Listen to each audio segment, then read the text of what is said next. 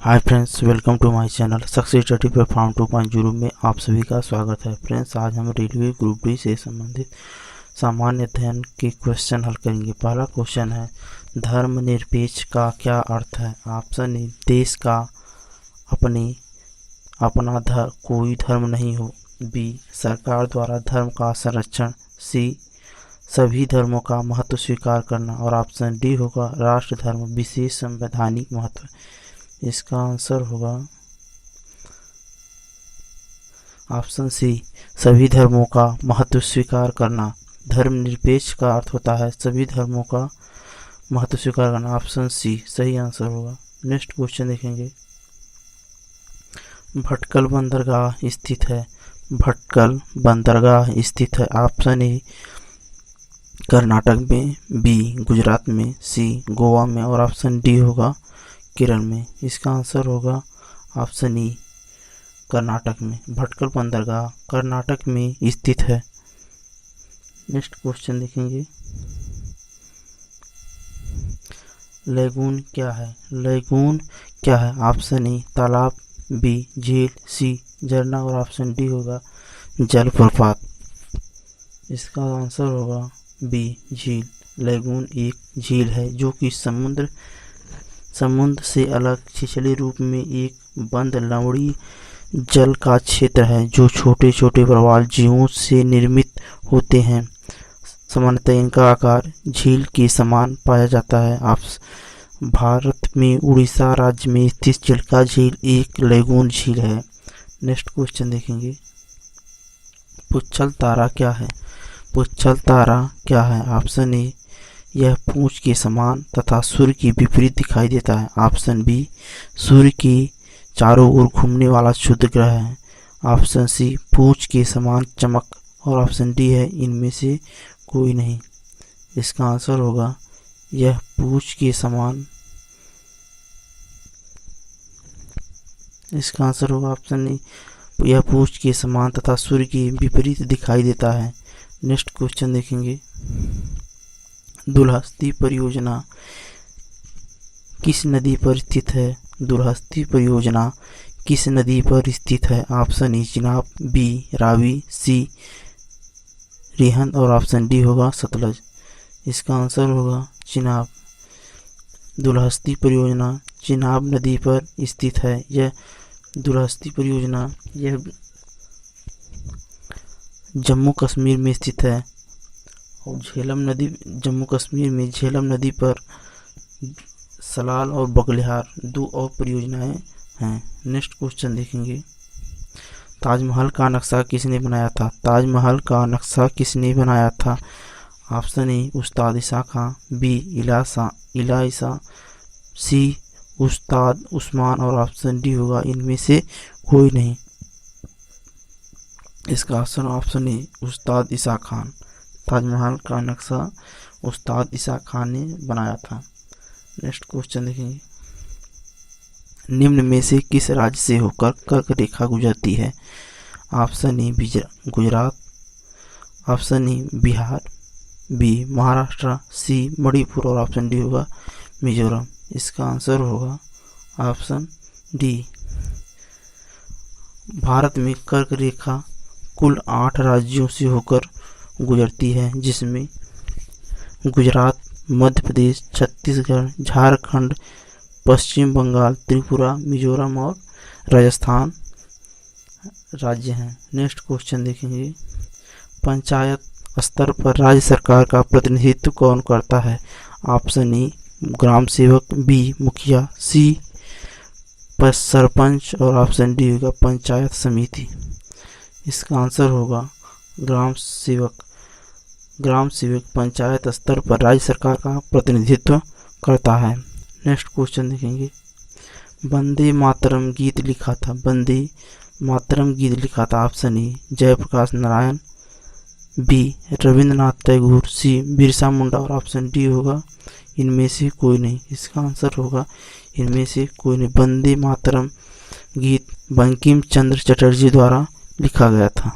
Next question देखेंगे, निम्नलिखित में से कौन उग्रपंथी नहीं था? ऑप्शन ए, बाल गंगाधर तिलक। बी, मदन मोहन, मदन लाल, सी उधम सिंह और डी होगा गोपाल कृष्ण गोखले।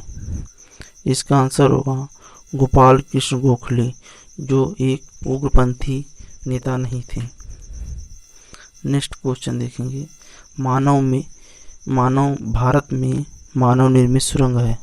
ऑप्शन ए नर्मदा से ताप्ती, बी ब्यास से सतलज, सी बेतवा से सोन और ऑप्शन डी गोदावरी से कृष्णा। इसका आंसर होगा नर्मदा से ताप्ती। भारत में मानव निर्मित सुरंग नर्मदा से ताप्ती तक है। नेक्स्ट क्वेश्चन देखेंगे,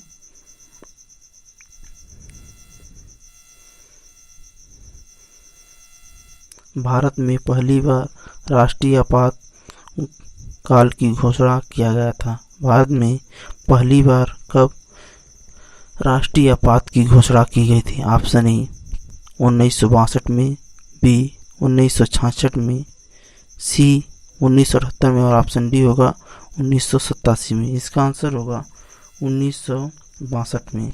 1962 में भारत चीन के युद्ध के समय राष्ट्रीय आपात की घोषणा की गई थी, जिसमें उस समय भारत के राष्ट्रपति डॉक्टर सर्वपल्ली राधाकृष्णन थे और प्रधानमंत्री पंडित जवाहरलाल नेहरू थे। नेक्स्ट क्वेश्चन देखेंगे, संविधान के किस अनुच्छेद में संसद को संविधान में संशोधन करने का अधिकार प्रदान किया गया है? ऑप्शन ए अनुच्छेद 370, बी अनुच्छेद 368, सी अनुच्छेद 390 और ऑप्शन डी होगा अनुच्छेद 376। इसका आंसर होगा अनुच्छेद 368। अनुच्छेद 368 के माध्यम से संसद संविधान में संशोधन कर सकती है। नेक्स्ट क्वेश्चन देखेंगे,